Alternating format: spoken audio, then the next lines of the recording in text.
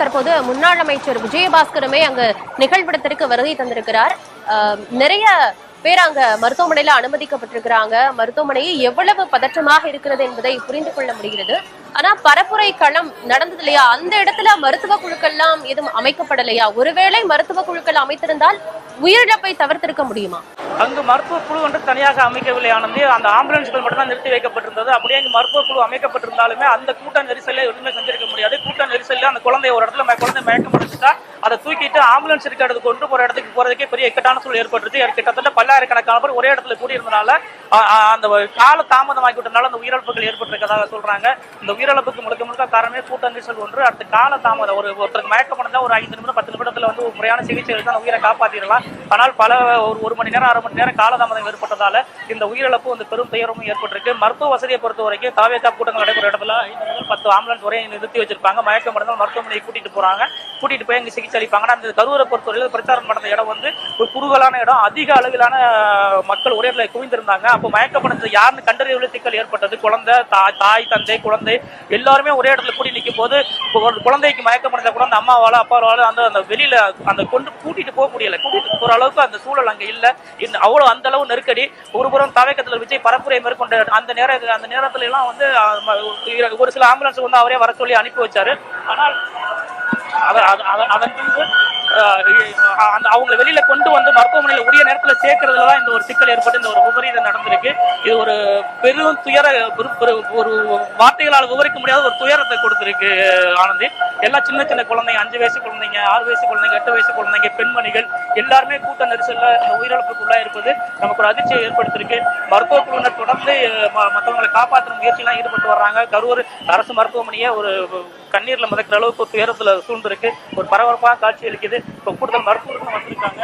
நமக்கு எஞ்சிய உயிர்களையும் உடனடியாக காப்பாற்றுவதற்கு கூடுதல் மருத்துவர்கள் வேணும். அதே போல தனியார் மருத்துவமனைகளையும் சிகிச்சைப்பட்ட நிலைமை என்ன ஆச்சுன்னு தெரியல. அது குறித்து ஒரு மாவட்ட நிர்வாகம் ஒரு குழு அனுப்பி அந்த உயிர்களையும் காப்பாற்ற நடவடிக்கை மேற்கொள்ள வேண்டும் ஆனந்தி. தற்போது மருத்துவர்கள் கூடுதலாக வந்து விட்டார்கள். ஏற்கனவே 1-2 மருத்துவர்கள் மட்டும்தான் இருக்கிறாங்க. ஆனா 20க்கும் மேற்பட்டோர் அனுமதிக்கப்பட்டிருக்கிறாங்க. உயிருக்காக போராடிட்டு இருக்கிறாங்க. இன்னும் மருத்துவர்கள் வந்துட்டாங்களா நிகழ்விடத்துக்கு?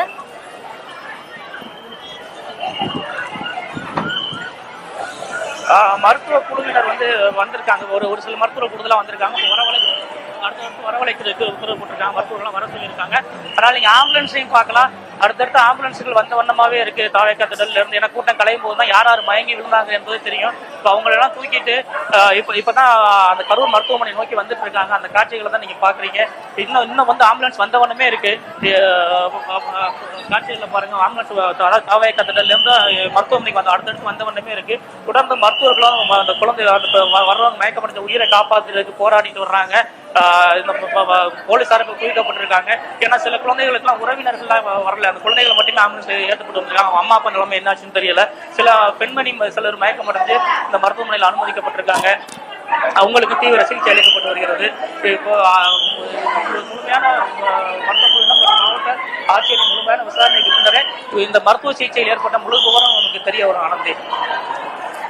தங்களுடைய மகள்களை உறவினர்களை காப்பாற்றுவதற்காக கண்ணீரோடு மருத்துவமனையில எவ்வளவோ பேர் இருக்கிறாங்க. அதையும் பார்க்க முடிகிறது. மருத்துவர்கள் கூடுதலாக தற்போது வரவழைக்கப்பட்டிருக்கிறாங்க அப்படின்னு சொல்லி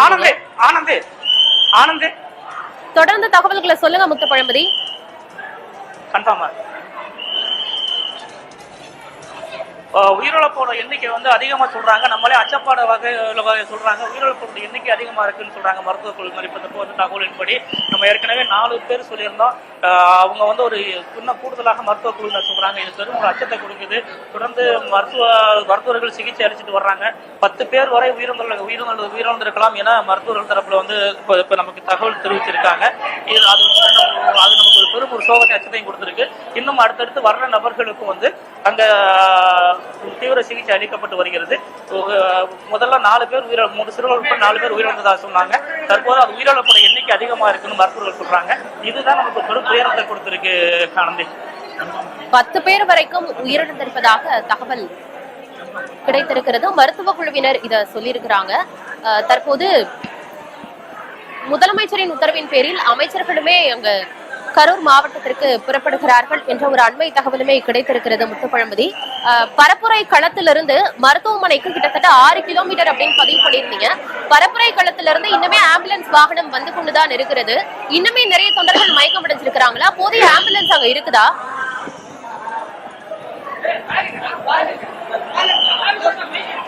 அங்க பொறுத்த வரைக்கும் தாவேக தரப்புல ஒரு 10 ஆம்புலன்ஸ் வரை தயார்படுத்தி வச்சிருந்தாங்க. அந்த ஆம்புலன்ஸ் மூலமாக தான் மயக்கம் முடிஞ்சவர்களை அடுத்தடுத்து அழைச்சிட்டு வந்தாங்க.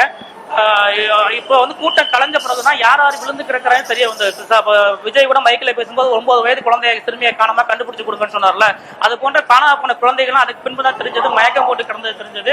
பல குழந்தைகள் வந்து அந்த கூட்டம் கலைந்த பின்புதான் கீழே மயக்கம் போட்டு கிடந்தது பெண்கள் மயக்கம் அடைஞ்சிருக்காங்க. பலரை வந்து கூட்டம் கலைஞ்ச பிறகுதான் மீட்க முடிஞ்சிருக்கு. அந்த அளவு வந்து அந்த கூட்ட நெரிசல் விஜயோட பிரச்சார வாகனம் சென்றது பிறகுதான் வந்து அந்த கூட்ட நெரிசல் கட்டுக்குள்ள வந்து கூட்ட நெரிசல் கலந்ததுக்கு அப்புறம் மயக்க முடிஞ்சவங்க அழைச்சிட்டு வர்றாங்க.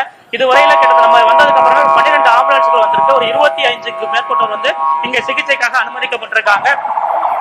இன்னும் வந்து ஆம்புலன்ஸ் வந்த உடனே இருக்கு.